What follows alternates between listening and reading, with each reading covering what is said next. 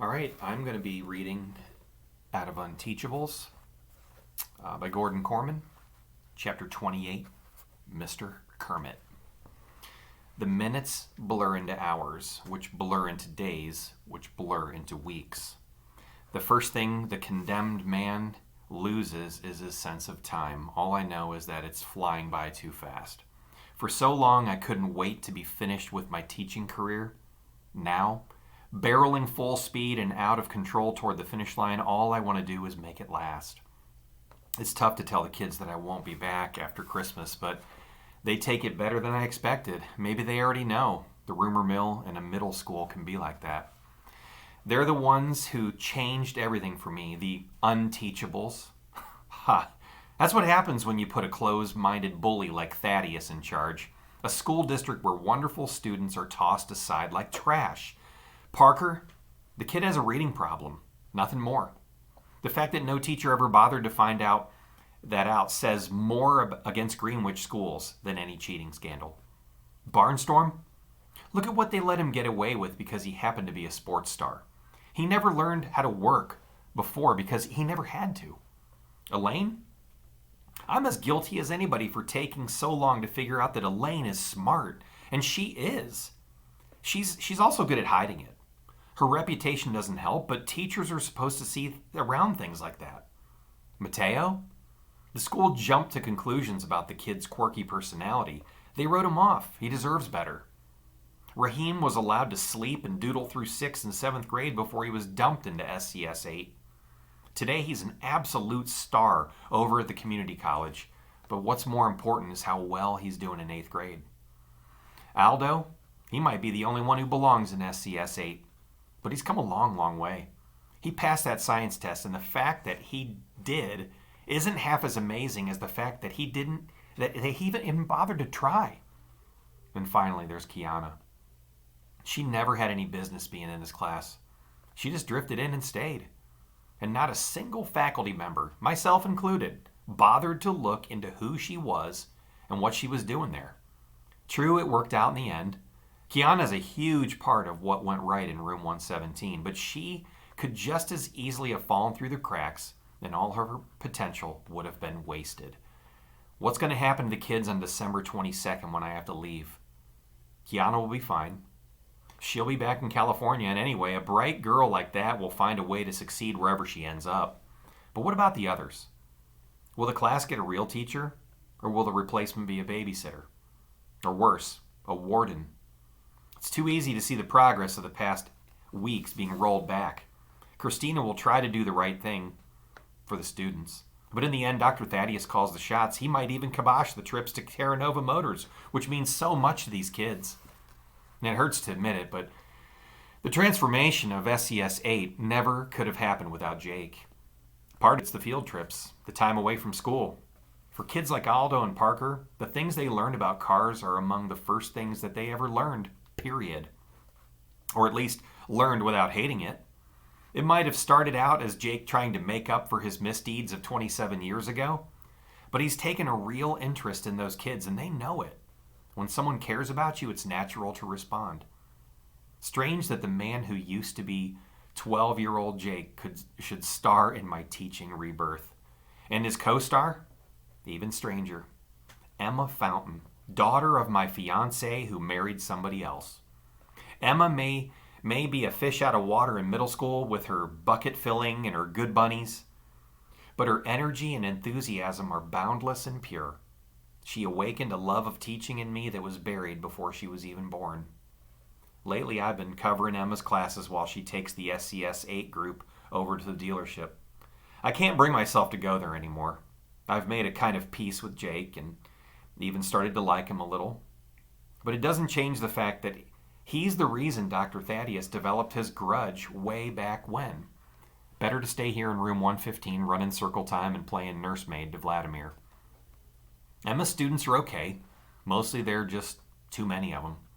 43 minutes go by, a bell rings, and a new crew is sitting there looking exactly like the old crew. I can't tell them apart. Not like the Unteachables, who are so distinctive and full of personality. Nobody is likely to mistake Aldo or Elaine for any other middle schooler. As the weeks fly past and December 22nd looms closer, I savor my time with the kids the way a gourmet lingers over a fine souffle. The class is spending so many afternoons at Terra Nova Motors these days that they're almost lost to me already. They leave on the minibus at 11 and barely make it back before the 3:30 bell. I read and reread Kiana's essays, lingering over her well-reasoned arguments. I relish the discussions with Aldo and Elaine as they work their way through Where the Red Fern Grows. I listen for the faint sound of Parker whistling through his teeth, a surefire sign that he's reading without having to struggle over every word. I cherish these things because I know I won't have them much longer. At this point, every puffy tail I award may well be my last. At home, the walls of the apartment are closing in on me. It never bothered me before, but it's driving me crazy now. This is the future, kicking around these 2.5 rooms, 1 bath. I was planning to cash it in at the end of the year anyway, but with early retirement, I would have been able to redecorate, maybe even move to a nicer place in a better part of town. For sure, I would have traveled. I might not have the money for that now. And anyway, I'm so down that I can't think of a single spot on this green earth that I'm interested in visiting. Of course, I could look for a new job. There are other schools in America, but Thaddeus has pretty much taken care of that. How do you explain to a prospective employer that you were fired for cause? Any Google search of the name Zachary Kermit will eventually spit out the words cheating scandal, and that'll be a deal breaker. Besides, at 55, I'm not exactly a spring chicken. Starting over from scratch isn't a very attractive option. Saturday morning, I shuffle into the kitchen to investigate the prospects for breakfast, a cheese stick and a semi-stale dinner roll. I've stopped food shopping again.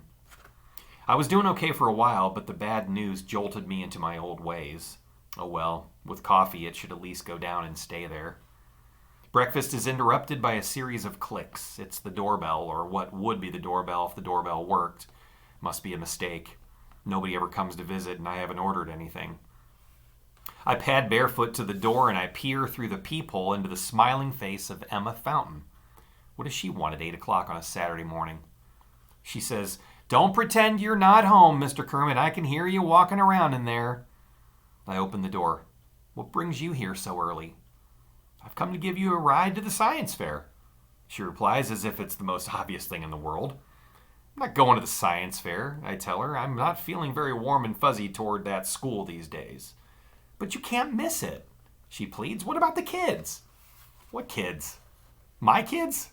They won't be there. Nobody entered." She looks evasive. That might not be exactly true. Now the coffee is getting cold. Of course it's true. I'm their teacher. Don't you think I would have noticed if one of them was working on a science project? They did it as a group. I repeat, not possible. She drops the bombshell. They have been working on it at the dealership. It strikes a chord. The frequent extended trips to Terra Nova Motors, Emma accompanying the kids so I won't see what's going on. They've been doing this behind my back. It all fits except for one gigantic question. But why? "They did it for you," she announces. "For me? Why in a million years would they think that I would want them to..." And then I remember. That random district policy, 10 points extra to the science scores of all the winners, that would be enough to... "They're trying to save my job." She beams. "Yeah, isn't it wonderful?" "No!" I explode. "It means the kids blame themselves for what happened. How could they even know about the connection to their test results?" She studies the threadbare carpet. "You had no right to tell them that," I rave. It's a gross violation of my privacy. Worse, it made them feel pressured into entering a science fair that they have no chance of winning." "Don't be mad at them." "I'm not mad at them," I exclaim. "I'm mad at you. They could never do this on their own. You set this up, you and that Terra Nova dimwit. Jake loves you." "Yeah, well," I tremble to see what could have happened if he hated me. She puts on an expression I remember from Fiona, the "I'm not taking no for an answer" face. "Okay," Emma concedes. "So Maybe we weren't totally upfront with you, but your kids are at school ready to present their project. And if you're not there to support them, you're never going to forgive yourself. She doesn't fight fair. Pour yourself a cup of coffee, I say. I'll get dressed. Surrender. Total and unconditional. I might as well get used to it. Jake is waiting outside in the Porsche. Hi, Mr. Kermit. Long time no see. I scowl at him. He's a partner in this deception and deserves no better. Plus, with an entire car dealership at his disposal, he chose to bring this motorized roller skate. For the students, I remind myself, squeezing into the tiny back seat. All the way to school, Jake keeps up a steady stream of conversation, ignoring frantic signaling from Emma to keep his big mouth shut.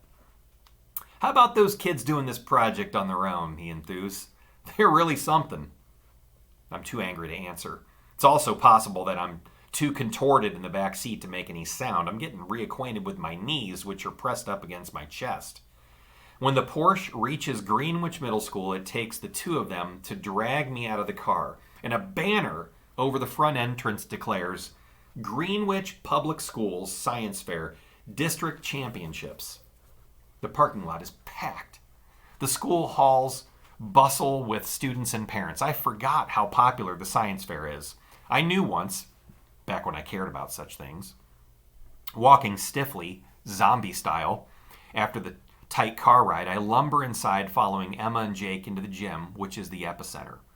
The large space is filled with long tables, and colorful displays stretch as far as the eye can see. Students stand like sentries in front of their projects, excited and nervous, ready to face the judges. It's been a rotten day so far, but as soon as I spot the kids of SCS 8, I feel the corners of my mouth turning upward. Even though I'm against this science fair idea 100%, I couldn't be more proud. My Unteachables did this for me. Okay, I won't be their teacher for long, but I'm their teacher today, and I intend to act like it. Seeing me, their faces light up, and I smile wider. I must be losing my mind. A real teacher would be chewing them out, not beaming at them. I beam anyway, because they look so thrilled with themselves. Kiana, Aldo, Barnstorm, Mateo, Raheem, and Elaine. I approach the group. Where's Parker? With his grandmother, Kiana supplies. You'll see him soon. You'll see him soon. Ah, the famous Grams. Some things never change. Well, let's have a look at this top secret project. I turn my attention to the display board behind them. The title is The Internal Combustion Engine. Obviously, the idea came from working at Terra Nova Motors. There are several fantastic drawings and diagrams done by Raheem. They're so professional that I wonder if the judges will believe it's real student work. Beyond that, my heart sinks a little. The project is pretty thin. There's an information booklet with a few pages that could have been copied from any automotive webpage. That's it. No working motor in a study that's supposed to be all about them. Not even a model of one. I picture some of the other displays in the labyrinth of tables throughout the double gym. There's a miniature wind turbine and batteries that store the electricity it generates, a Foucault pendulum, a replica of the internal gyroscope that provides telemetry guidance for a ballistic missile. Everywhere, microscopes peer down at single-celled organisms, Geiger counters click, test tubes bubble, and static electricity jumps up Jacob's ladders.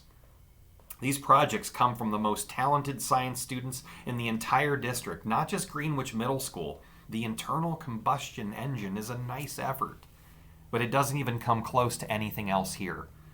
This is like entering a grape into a competition against a 200-pound watermelon at the science fair, at the state fair.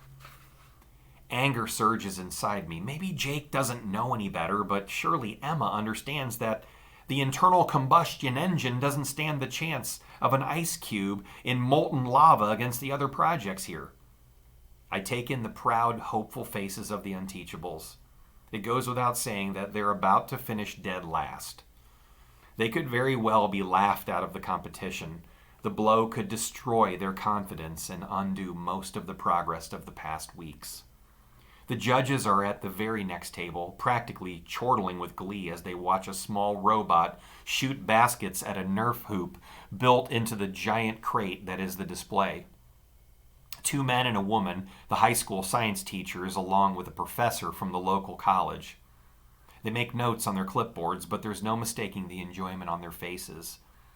Not for long, I think, as the threesome approaches the internal combustion engine.